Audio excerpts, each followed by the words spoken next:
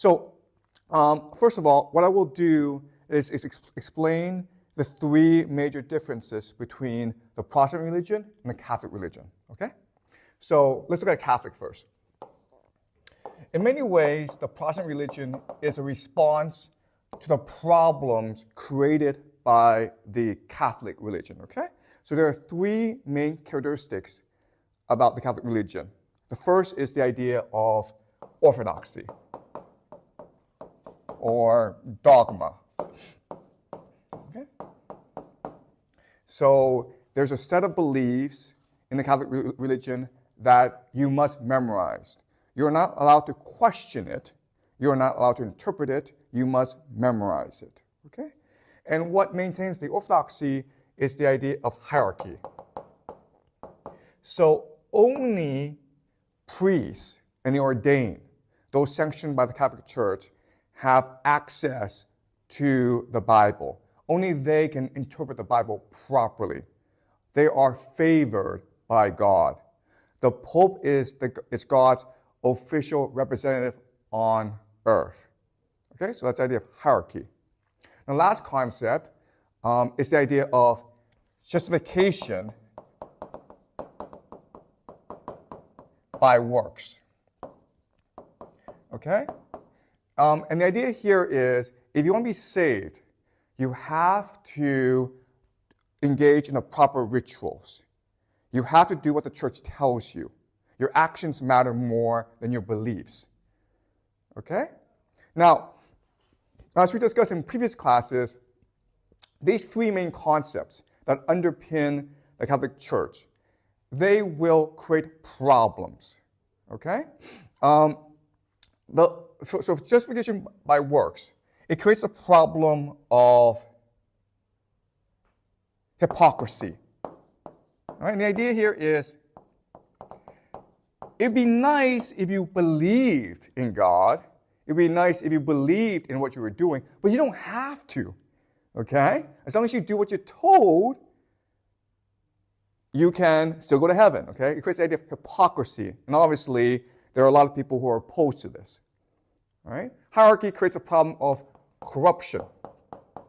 There's no real mechanism to prevent the priests from abusing their powers, and as we discussed last week, the priests do engage in a lot of corruption and abuses, okay? And the problem of orthodoxy is it creates disconnection, right? And the idea here is that ever since the dawn of human history, we humans are fundamentally religious. Our first and foremost need is to connect with God, to be with God, to work with God, and to access God, okay? And because of these three problems, disconnection, corruption, hypocrisy, there's always been dissent, there's always been rebellion against the Catholic Church in Europe. Remember last week we discussed the Cathars, the Waldensians, all right? So this has been an ongoing issue in the Catholic Church. So the Protestant religion was developed in response to these problems, okay? So let's look at the three major responses of the Protestant religion, okay? The first response to orthodoxy is direct access. You don't need the priest to tell you what the Bible means. You can just read it by yourself. In fact, God wills that you talk to him directly by reading the Bible, okay? If that is the case, then the church must be fundamentally egalitarian. Because if everyone can access God, then everyone is equal in the eyes of God. But the fundamental demand now is justification by faith. You have to truly believe in God. You must develop your life around this faith in God, okay? So, on one hand, the Protestant religion is solving a lot of problems created by the church. But on the other hand, it's also creating a lot of problems as well, okay? So let's go very quickly over some of the major problems. If it's justification by faith, it creates a problem of anxiety. Why? Because how do you know you truly believe in God? Does that make sense? How do you really know you have faith? You have to constantly prove to yourself that you truly believe in God through actions, through works. Okay? You have to erase doubt in your mind. And this makes you anxious. It makes you antic, okay? So that's one huge problem created by the Protestant religion. The second big problem is a problem of diversity. If everyone is equal, then everyone can start his or her own religion. And what we will see during the Protestant Reformation is an explosion of different religions with they're all different sets of beliefs. There's only one Catholic Church, but there's like tens of thousands of Protestant denominations. Okay? Does that make sense? Okay? All right. So then with direct access, you are forced to have literacy, okay? You are forced to educate yourself. All right? And this is a good thing, right? But it's also a problem because if you're poor, you may not have access to education. All right? So this is a problem for a lot of people. And that's why in the beginning of the development of Protestantism, most of the adherents to this new religion are actually the aspirational middle class. The people of some means. There are people who want to aspire to more wealth. Okay? So this is the basic rundown of the differences between the Protestant religion and the Catholic religion. All right? All right. Are you clear about this? Or any questions so far? Is this clear to you? Okay. All right. So now I'm going to go deeper, explain the problems that this new religion creates in the minds of the faithful, okay? The faithful. All right. Okay. So the problem that within the Christian religion, as we discussed in previous classes, is the idea of the Holy Trinity. Okay, the Holy Trinity. The idea of the Holy Trinity is that Jesus, God, and the Holy Spirit, these are different forces that are independent of each other, but they are equal to each other, and they're part of the same thing, okay? So for the human mind, the way that our human minds are designed, it's impossible for us to understand this concept of the Holy Trinity. It's like saying like this pen, it is here and not here. Your mind has to believe that this thing is here and not here. And your mind can't do that, okay? Your mind has to believe in one thing, and it cannot believe in contradictions. But this is inherently a contradiction. The only way that our mind can process this is by believing that this is a symbol, okay? The reason why is that this is something, the only way that we can understand the Holy Trinity is to believe that it is both nothing and everything. Okay?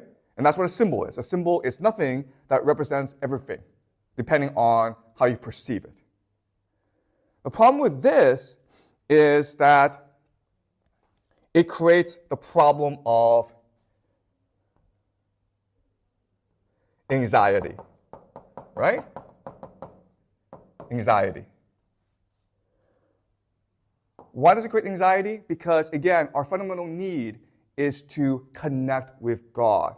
And the concept of the Holy Trinity means that we can never truly connect with God. It is a symbol. It is an abstraction removed from us. We can never be intimate with God. It's either away from us or through us. But we can never touch it. We can never feel it, okay? This creates anxiety. Before, this was not a problem because the church stood between you, the believer, and the Holy Trinity, okay? All you had to do was believe in the church, and you were fine. But then, what happens if you get rid of the church?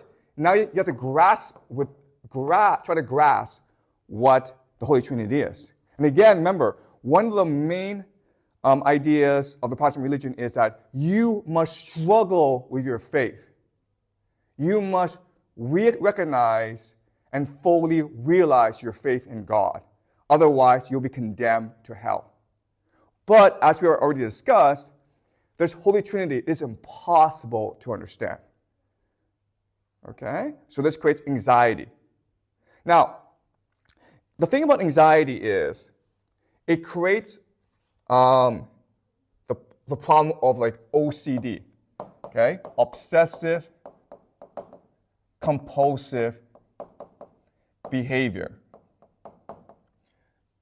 Because anxiety comes about because of confusion, okay? What you want to do is remove this anxiety by ordering your physical world, right? People with obsessive compulsive behavior, what do?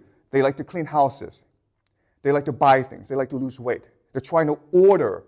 The word we use is rationalize. They're trying to rationalize the world around them in order to reduce your anxiety, okay? All right, does that make sense? All right, have you studied obsessive compulsive behavior? OCD, all right? It's caused by anxiety, and this anxiety forces you to try to rationalize the world, all right? Now, there's also a third problem in the Protestant religion, and it's the idea of double predestination. All right, okay, so this is a big concept, but it's very easy to understand. If you remove the church, because the church is too corrupt, the problem arises like, how do you know if you're going to heaven or not? Who's going to decide? And so a theologian by the name of John Calvin, he proposed the idea of double predestination. And the idea here is this. God, at the beginning of time, has already decided. And this decision is final. You cannot persuade him that he is wrong, because he is perfect, eternal, and immutable. And only a few, the elect, will be saved. Only these people will be allowed to go to heaven. Everyone else will be condemned to hell. And who are the elect? The elect are those who truly believe that they have been saved. Only those who truly believe in God's mercy, in God's grace, will be saved. Okay? If you think about it, this creates even more anxiety. Because how do you know if you're one that's saved? You have to work hard now to solve this problem. Okay? So let's summarize. Because of the Protestant religion, you have 3 new problems created. The first is the individual believer cannot understand the Holy Trinity, but they must. That's what the religion demands. That's the first problem. Second problem is the anxiety causes OCD, which makes them want to rationalize the world. It makes them want to order the world according to their faith. Okay, that's the second issue. The third issue is the idea of double predestination, which says that if you do not truly believe in God, if you do not actually figure out the grace of God, then you'll be condemned to eternal damnation. Okay? So these are the 3 major problems created by the Protestant religion. And so over time, okay, and this is a process that will take decades, centuries, they figure out a solution. All right? They figure out a solution. And the solution is this. The solution is money. Sorry. Money. Okay? The solution is money. That's how you resolve these 3 paradoxes or 3 contradictions, 3 anxieties. All right. So first of all, let me explain what money is. Okay? Money. All right. So in the world, we are all different. We have different perspectives. Okay?